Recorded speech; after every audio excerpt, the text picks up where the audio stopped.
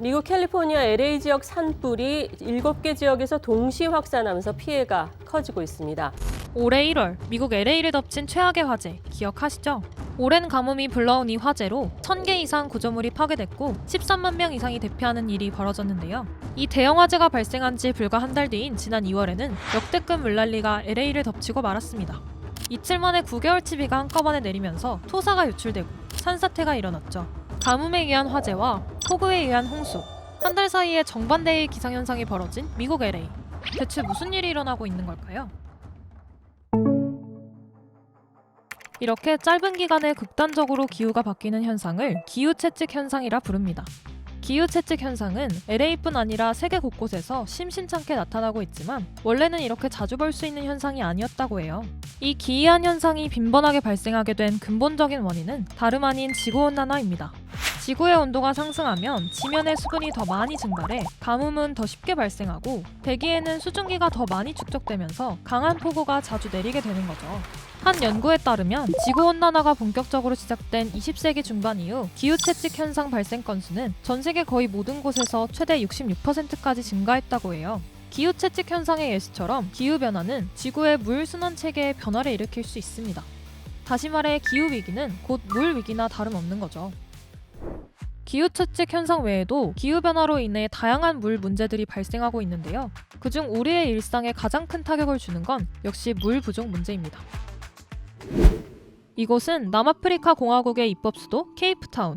인구가 400만 명에 이르는 대도시이자 아프리카 대륙의 주요 경제 중심지입니다. 이곳 케이프타운의 오랜 골칫거리, 바로 2015년부터 시작된 가뭄입니다. 가뭄과 더불어 도시의 인구가 증가함에 따라 주요 저수지가 말라버리는 일이 다반사였고 2017년경에는 급기야 데이제로에 대한 논의가 등장하고 말았죠. 데이제로란 도시의 상수도 공급이 중단되는 날, 즉 극심한 물 부족으로 인해 정부나 당국이 수도 공급을 제한하거나 끊는 날을 의미합니다. 물 부족이 나아질 기미가 보이지 않자 2018년 초 남아공 정부는 데이제로 시행일을 공식 지정. 본격적으로 데이제로를 향한 카운트다운이 시작되고 맙니다. 거대 도시의 마비가 예상되는 상황. 정부는 시민 1인당 물 사용량을 하루 25리터로 제한했고 시민들은 여기서 더 물을 아끼기 위해 자발적으로 공공 화장실 사용, 식수 비축 등을 일상화했습니다. 이런 시민들의 노력과 더불어 운 좋게 강수량이 증가하면서 정말로 데이제로가 시행되는 일은 벌어지지 않았습니다만 그로부터 7년이 지난 지금 케이프타운의 시민들은 여전히 물 부족에 대한 위기감을 안고 생활하고 있죠. 케이프타운의 사례는 도시 규모의 물 부족 위기가 아주 현실적이고 가까운 문제임을 보여줍니다. 실제로 인도의 첸나이, 멕시코의 멕시코시티 등 여러 주요 도시들이 데이제로 위기를 겪었거나 지금 이 순간에도 겪고 있죠. 물 부족 문제는 우리의 일상생활뿐만 아니라 산업계에도 치명적인 영향을 미치는데요. 그 가장 대표적인 예시가 반도체 산업입니다. 반도체 공정에서는 막대한 양의 물이 필요합니다. 반도체 원재료를 자르고 화학물질을 제거하는 등 주요 공정마다 방대한 물이 사용되는데요. 때문에 반도체 업계에서는 물 부족을 초래하는 기후변화를 가장 큰 리스크 중 하나로 꼽고 있습니다.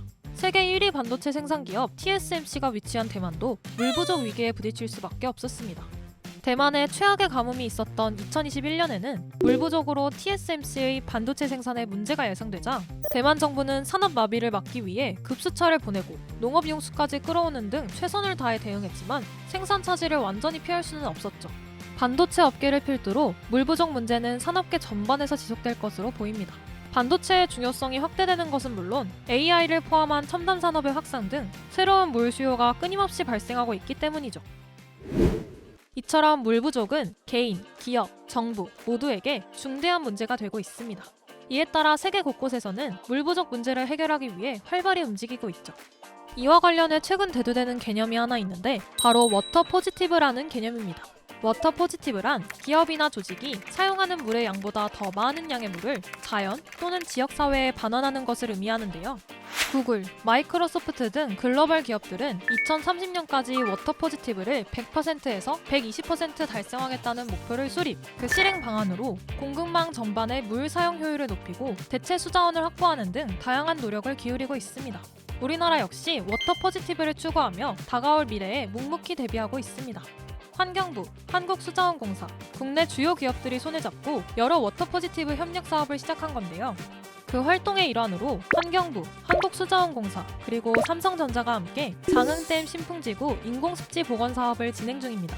이 밖에도 우리나라가 특히 심혈을 기울이고 있는 분야는 대체수자원 개발.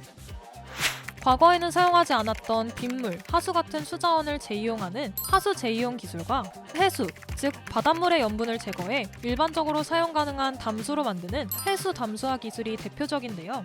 대체 수자원이 개발되면 지금처럼 강수량에 의존하지 않고도 물을 공급할 수 있습니다. 기후변화에 있어 보다 안정적이기 때문에 대체 수자원을 미래의 수자원이라고도 부르죠. 한국수자원공사는 하수 재이용 시설을 운영해 전국 각지의 산업시설에 공업용수로 공급하고 있습니다. 또 고질적인 가뭄에 시달리는 충남 서산의 산업지역에는 국내 최대 규모의 해수담수화 플랜트를 지어 워터 포지티브 실현을 앞당기기 위해 노력하고 있습니다. 기후채찍, 데이제로 등 기후변화가 초래하는 물 위기는 더 이상 특정 지역만의 이야기가 아닙니다. 이제 우리 모두가 직면한 현실이자 전 세계적인 과제가 된 물 문제. 다가오는 주말은 세계 물의 날. 이번 주말 물의 소중함을 돌아보고 지속 가능한 미래를 고민하는 시간을 가져보면 어떨까요? 이번 영상을 만든 PD가 추천하는 영상도 보고 가세요. 스브스 뉴스의 다른 영상을 즐기시려면 구독 버튼을 꼭 눌러주세요.